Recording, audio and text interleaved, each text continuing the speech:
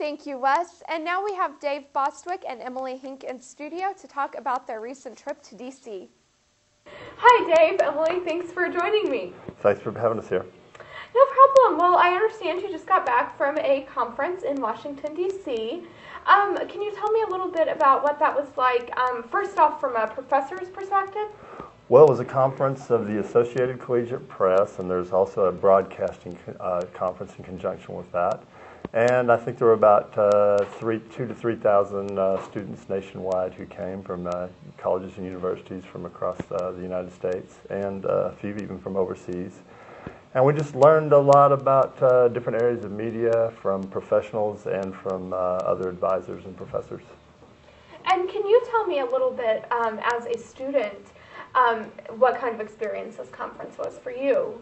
It was really interesting for me because while a lot of the students were going to different sessions on different aspects of media, I actually got to participate in a photo contest and critique. So that took up most of one of the days, going out and shooting, and then we submitted those photos and got them critiqued and things like that. So really fun. So how did you do in the contest? I participated. Okay, all right. Well, yeah. That's always good. You know, some people don't even do that. So yeah.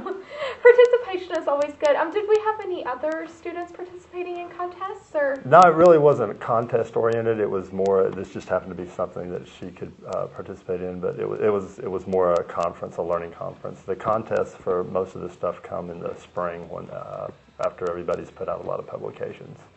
Well, that makes sense. Now, were there separate sections then for faculty and for students to learn different things, or were you guys grouped together?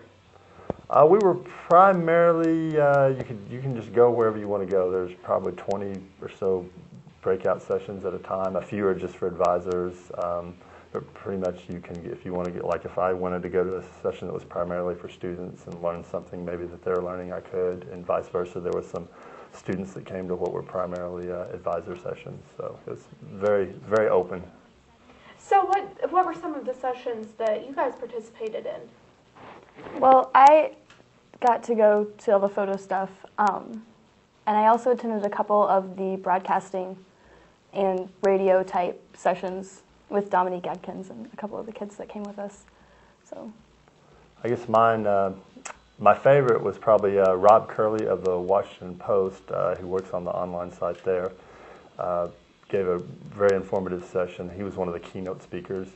And then he also used to be at the Lawrence Journal World, and actually I think was a student at Emporia State at one time.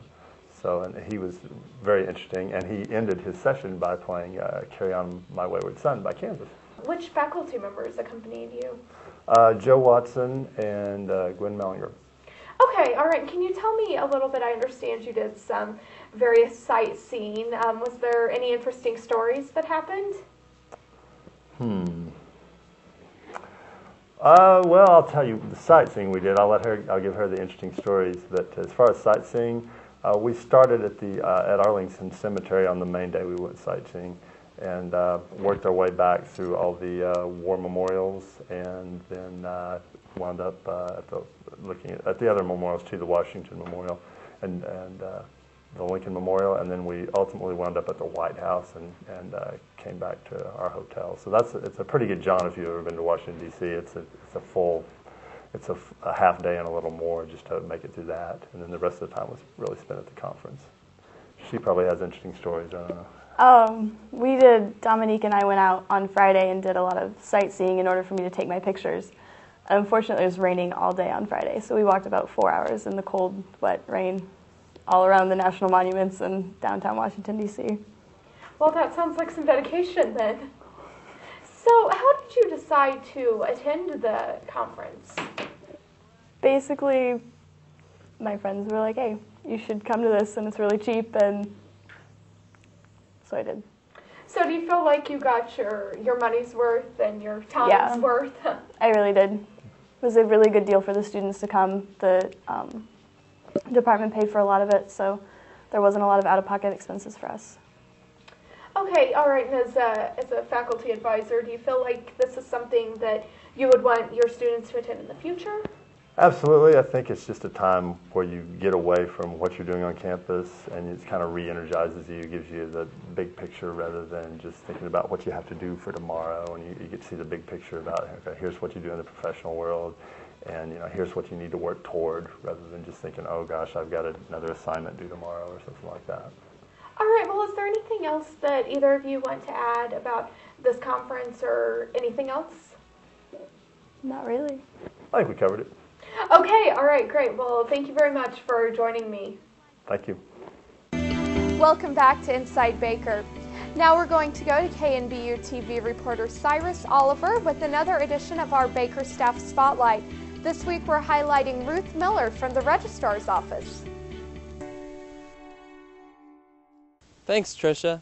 I'm standing outside of Constant Hall right now, getting ready to speak with this week's Baker Staff Spotlight of the Week, Director of Records and Registration, Ruth Miller. Well, I've worked at Baker for 16 years, and before I worked at Baker, I was a stay-home mom.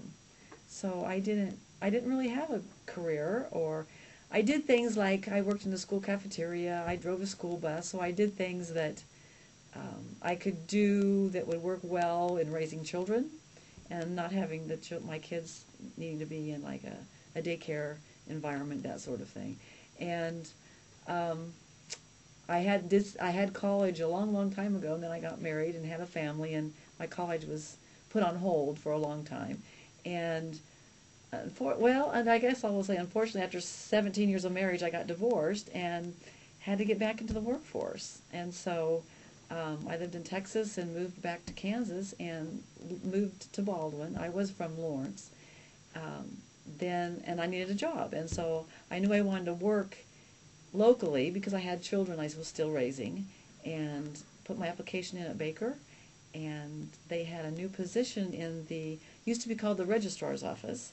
And it was a 3-person office, and they were hiring a new position, a 4th person, because Baker had just taken on the Baker University School of Nursing in Topeka, and they needed somebody to work with academic records for the nursing school and to produce transcripts, and so they made it into a position, but it was only a 30-hour-a-week position, so it wasn't full-time. I had no benefits, and I was making $5.25 an hour. But it was a job. It got my foot in the door here at Baker. My favorite part of working at Baker is working with the students. And in my different roles in the records office, I've had different types of opportunities to work with students. The one I think I enjoyed the most was when I met with students for the degree audit process. Mm-hmm. I would work up the degree audit material and then meet with students and discuss what they needed to do to complete their degree. Yes, I do. I have 2 grown children, and my daughter actually works here at Baker, and she works in the food service department. She works in the Wildcat Cafe. So if you ever go to the cafe and order lunch, you'll see Jenny. Jenny Rideau is my daughter. And I have 1 grandson. It's Jenny's son, and he and Jenny both live here in Baldwin. So he goes over here to the Baldwin, I think it's primary center, and sometimes after school he'll come over, to see his mom. And there'll be days that he'll just pop into my office and see Grandma. And reading is my favorite hobby, I guess I would say. I like to read historical fiction, and I really like to read actually historical-based books. I've just finished reading a book called A Team of Rivals, and it's about Abraham Lincoln. And, it's a book that's about this thick, but it is just an absolute wonderful book. And so those kind of things I just really enjoy reading historical things and historical fiction. I also spoke with students and faculty to find out what they thought of Ruth Miller. I think she does a great job. Every time I've needed her help or assistance with scheduling conflicts, she's always been right there to help me out and to make whatever adjustments need to be done. So she's been really great. Ruth Miller is really, really helpful. She's always smiling. She's really helpful with the students, and she's definitely one of the important human resources that Baker has. Ruth Miller is awesome. She is very helpful in whatever you are needing. She has the answers. If she doesn't, she will find them out for you.